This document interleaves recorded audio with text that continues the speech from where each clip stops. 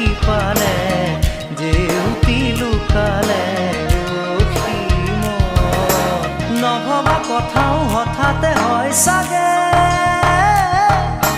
পায়ো হেৰুৱালো বুজি পোৱাৰ আগতে